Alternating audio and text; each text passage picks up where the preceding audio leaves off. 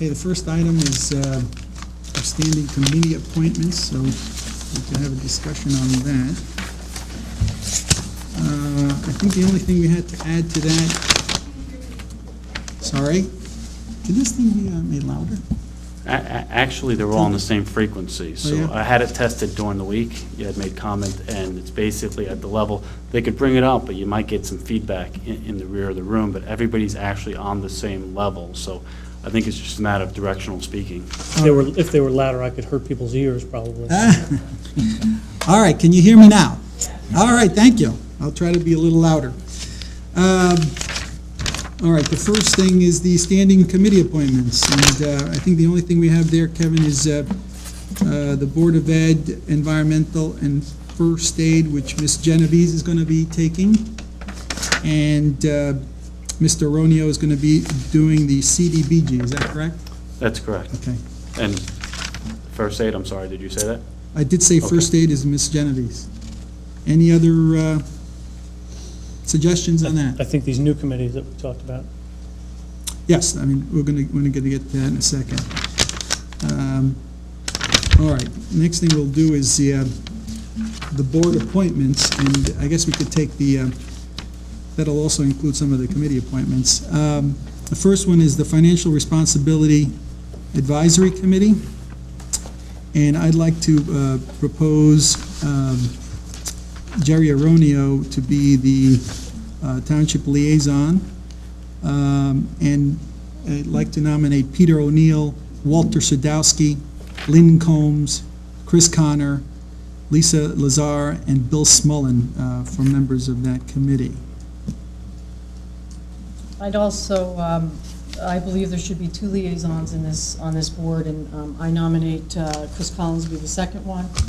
I'd also like to say that when I got these motions at the last week's meeting, I didn't have time to review them, and I looked at them.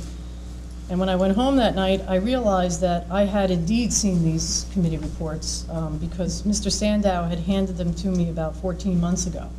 So when I said that I had never seen these before, I actually was in error, because I remember Mr. Sandow coming to my house and giving me these 2 motions. I'd also like to put Carl Schlegel and Tom Baer on the FRAC committee. That's very interesting you say that, because those motions that I drafted that morning. So I don't know where you're getting that from. But let's take the motion. That's interesting. Mr. Sandow told me, he gave me the same copies that Ms. Genovese is referring to. Of the motions that I drafted the morning of the He told meeting? me those committees, he gave me proposals for those committees 14 months Yeah, ago. he gave us the same kinds of ideas when all 3 of us were working together and running for election. But that has nothing to do with the I don't motions think that I a drafted. FRAC committee is an original idea. I'm That's sorry right. to interrupt, but I think we're wasting time Yeah. here. Many other municipalities have these. You That's can right. check Millburn, Short Hills, Okay. to name one, and So- there's, there's many out there. Very good. So- Ms. Genovese, what were the 2 names that you recommend? Carl Schlegel and Tom Baer. All right, And I well- also would like Chris Collins as a All right, second. well, let's take one issue at a time. Anybody, well, why don't you make a motion? Because I think the first issue is whether we need 2 township committee, because the original committee as constructed only had 1 member of the township committee, is that right? We didn't I don't think construct it was it, that we did. We specific. didn't construct I it. don't think it was that specific. I thought it was, okay.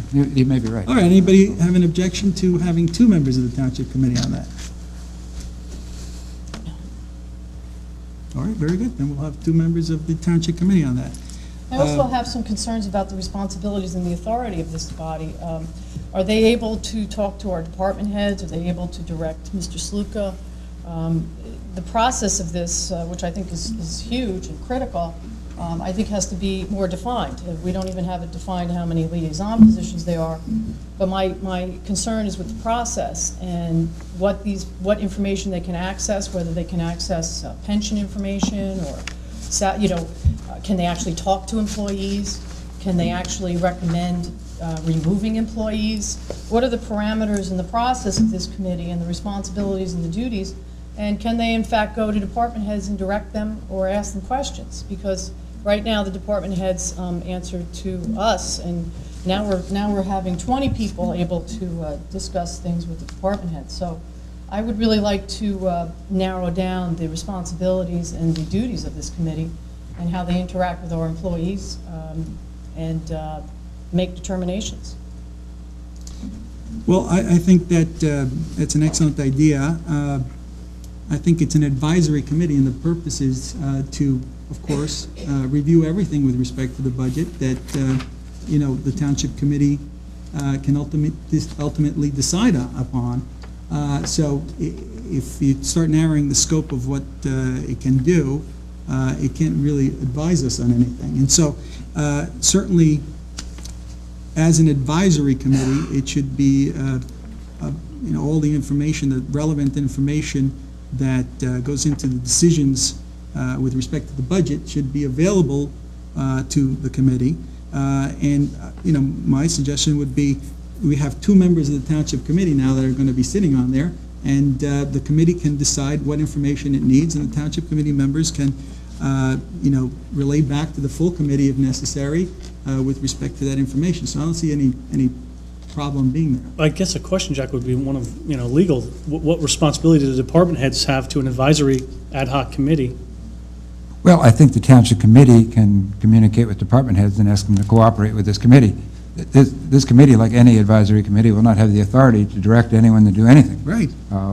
They have no authority whatsoever. Right. But I think the Township Committee, if you wish, can, send a memo to every department head, say, please cooperate with members of the committee.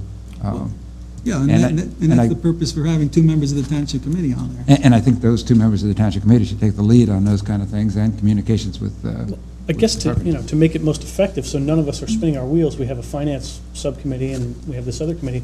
I think it would be good that we kind of split our focus so that we're not overlapping one another, and maybe we can best utilize our time.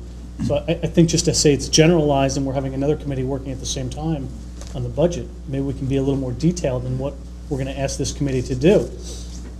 Pick one or an issue and focus on the issue. That's right, As far as, or different departments or something like that. yeah, whatever. I mean, I think the framework's already been established in a lot of municipalities. As Jerry had mentioned, it was at the class I took, that was mentioned, that the framework's already been established and it's been very successful and it's very progressive as far as, townships taking these in and using citizens on these boards or these advisory boards. So I think the framework's out there. So we can piggyback off of that and then just implement it as it fits our township. So I'm not really concerned about the policies and procedures, since I'm sure it's already been well vetted. It's a matter of how we want to bring it into our township. Yeah, there's also something called citizens-based budgeting that I've been researching a lot that is really good, that a lot of communities have been using. But they also have a good diversity on there. It's not just looking at the dollar, it's looking at the services and the performance dollars. So, we have to make sure that, are they going to be able to recommend services that we cut, and that people who are interested in performance dollars and in good services that this community has been giving have a equal say here on this committee, that it's just not about saving dollars to lose services. And that's an important choice that I think we have to make. So, I just want to make sure that this is also performance dollars, that people are getting a greater value for their money, and it's not just cutting. And the services that have to be cut, I think should be on our shoulders as well. Nobody's actually said anything about cutting services. It could be more efficient. That's yet to be determined, so I don't think cutting services is even fair to put out there at this point. I agree with Mead, and I also think that we shouldn't limit the scope of the committee at all. It may tie the committee's hands and make it ineffective. I think we should let them really make recommendations on any aspect of the town functionality, and let them report to us as their accurate findings in any department. And perhaps the committee can have a chairman that can communicate with the department heads, or that could be a committee member also. But I think we should not limit their access to anybody in the town.